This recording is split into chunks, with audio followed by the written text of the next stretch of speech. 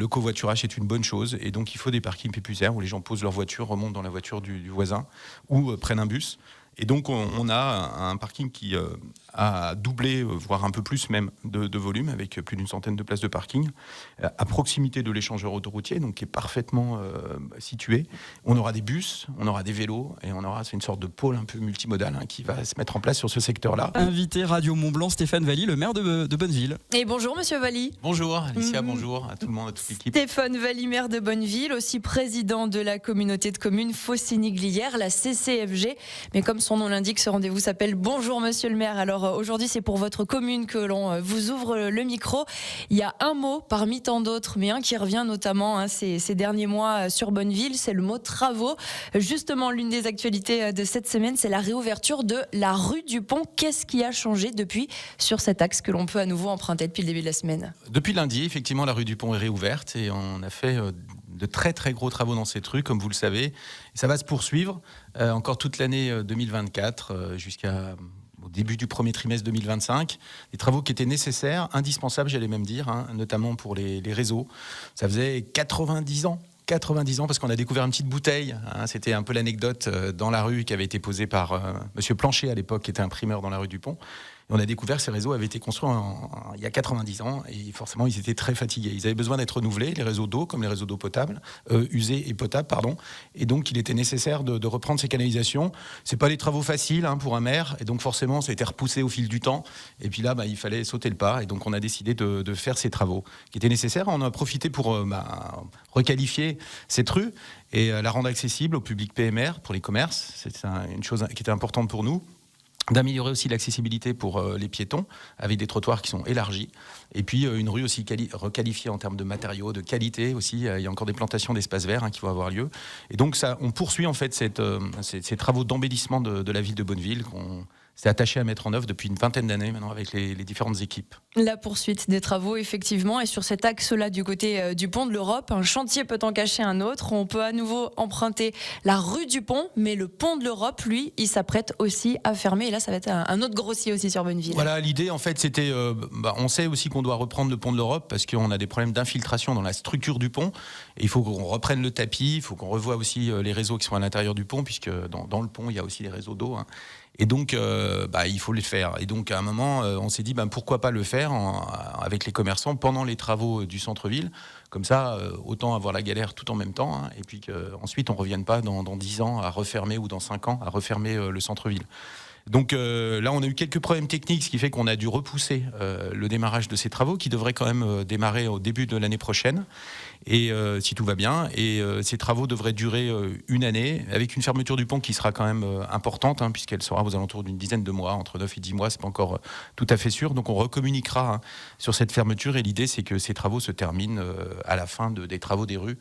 Et donc, tout soit concentré encore une fois. Donc, on se prépare à ce que, courant début 2024, le pont de l'Europe soit totalement fermé à la circulation durant une période de 10 mois environ. C'est ça, environ 10 mois. Et après, on retrouvera un centre-ville totalement requalifié, un pont qui sera requalifié. On sera tranquille pour une centaine d'années, j'espère. On croise les doigts. On pourrait parler d'autres dossiers de travaux. On l'a dit, il y en a un petit peu partout dans les différents quartiers de Bonneville. Mais il y en a un très concernant, surtout si on est usager de l'autoroute.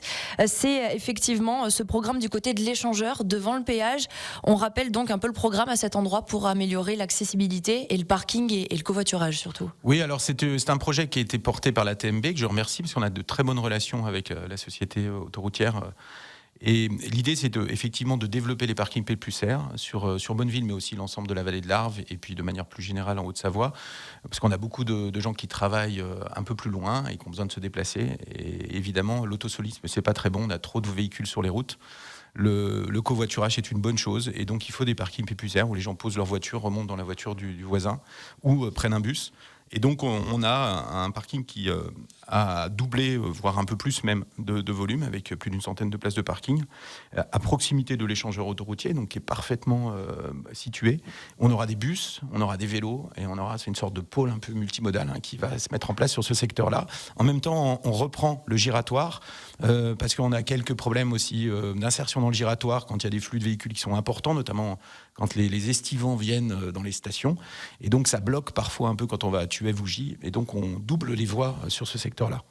Et ça traduit aussi de quelque chose au-delà de la volonté d'avoir un meilleur impact pour l'environnement et de développer le covoiturage. Une nouvelle volumétrie, ça veut dire aussi qu'il y a de plus en plus de monde.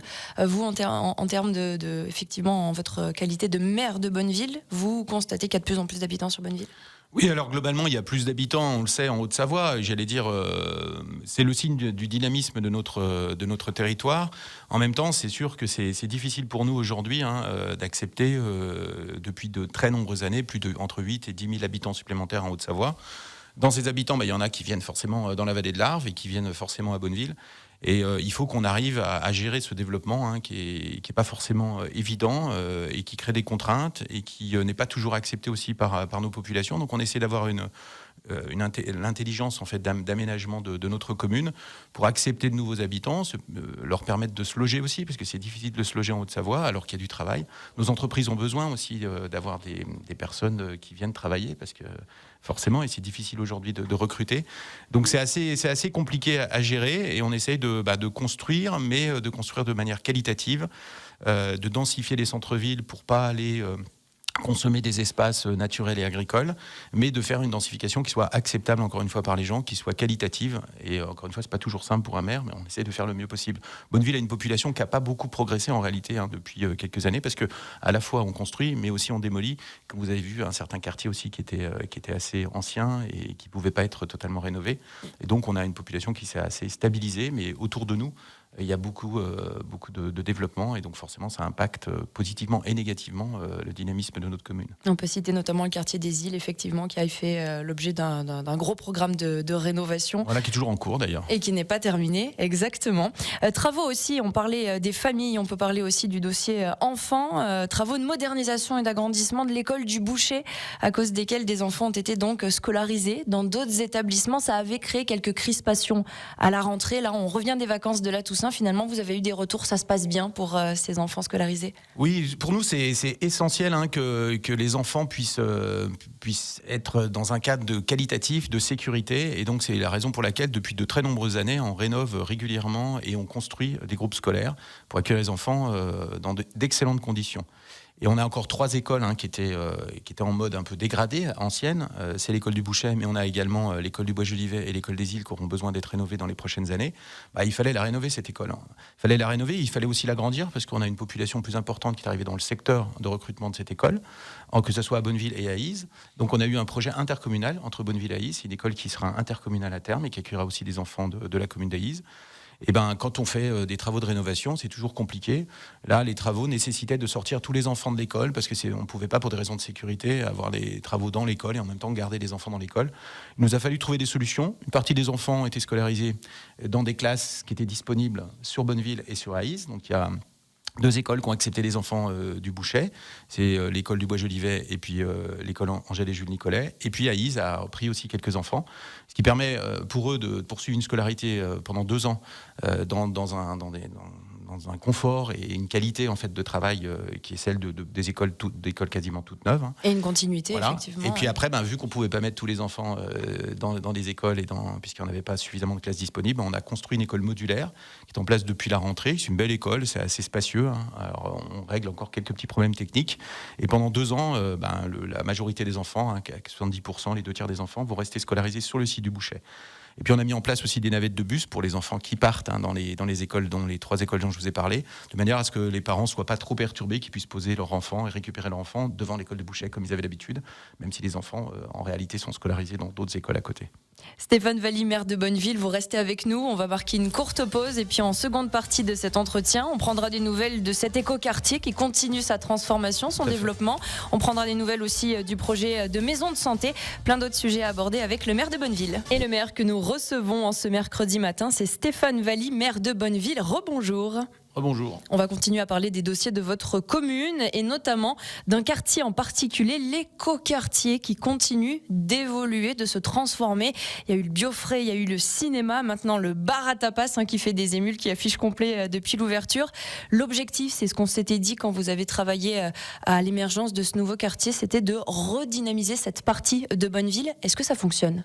Oui, alors je pense que ça fonctionne. Effectivement, on est très heureux de l'ouverture de cette nouvelle brasserie Buena Ciudad, qui apporte un service complémentaire à ce qui existe à Bonneville, parce que moi je souhaitais vraiment que ce soit complémentaire, notamment le soir et les week-ends. Et les week-ends, ouais. Avec de la restauration. Et il nous manquait cette brasserie qui avait du mal à sortir, parce que c'est un grand établissement, si vous y allez voir. Grande surface. Une grande surface. Ça a été compliqué de trouver quelqu'un. Exactement, ouais. C'était important aussi pour le cinéma, parce que c'est complémentaire aussi au cinéma. Et si on veut que le cinéma fonctionne bien, il fonctionne très bien, et que ça tienne dans le temps, et c'était bien d'avoir une brasserie à côté. Donc on est content de cet écoquartier. Je pense que les gens qui y habitent aussi, ils sont bien installés. C'est joli, c'est agréable, ça change l'entrée de ville de Bonneville, et puis ça fait partie en fait d'une stratégie, j'allais dire, depuis un certain nombre d'années, de redynamisation de la ville, de changement de l'image de Bonneville aussi, qui avait une image qui était peut-être un peu vieillie il y a une vingtaine d'années, et qu'on essaie de faire évoluer. Une ville aussi qu'on veut dynamique, un centre-ville qu'on veut dynamique, et plus il y a de gens qui viennent à Bonneville, plus les commerces aussi fonctionnent bien, et plus la vie est dynamique dans le centre. Et donc pour nous c'est important, et je pense que c'est une belle réussite. On finalise encore quelques aménagements sur cet écoquartier, notamment on a démarré le chantier de construction du parking de 80 places au pied du château des Sires du Faucigny, qui est juste derrière le cinéma en fait, qui va être un beau chantier aussi, puisqu'on va vraiment requalifier tout ce site-là. Et donc il y a encore quelques petits travaux autour de l'écoquartier. Et puis à côté il y aura Maria Salin, qui est pas très très loin. Et il y aura aussi une maison de santé, pas très très loin non plus. On en est où sur ce projet de maison de santé très attendu à Bonneville ? À quelques dizaines de mètres de l'écoquartier, quelques dizaines de mètres du centre-ville, on aura, et là on est très très fiers aussi, notamment une maison de santé qui sera construite sur le site actuel des écoles Maria Salin, école du centre, qui vont être démolies. On va recréer une rue qui n'existe pas actuellement entre la rue des Crêts et le quai du Parquet, et à côté de cette rue, donc il y aura une construction et un parking souterrain qui permettra d'accueillir une maison médicale de 1400 mètres carrés, dans lequel on va retrouver à la fois les médecins qui sont actuellement dans la maison médicale au niveau des places, impasse du Vedet, qui sont un peu à l'étroit maintenant, Et puis en plus, c'est des maisons médicales qui étaient faites à l'époque. Maintenant, avec le Covid, il faut des flux, il faut respecter des flux, etc. C'est plus adapté. Voilà, c'est plus adapté. Et donc, ils vont revenir. Et en plus, on va faire des espaces supplémentaires pour accueillir de nouveaux médecins généralistes. On va accueillir des kinés, on va accueillir des infirmiers.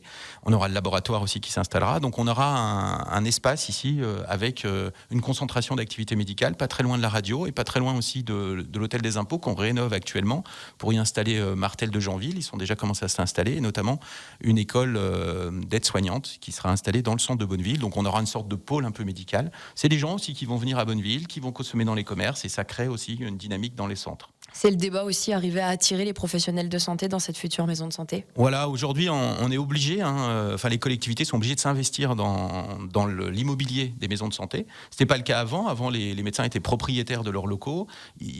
Maintenant en fait, on mutualise la patientèle, on mutualise des moyens de travail, ce qui est normal d'ailleurs, et puisque les médecins ils ont le droit aussi d'avoir des vacances, etc.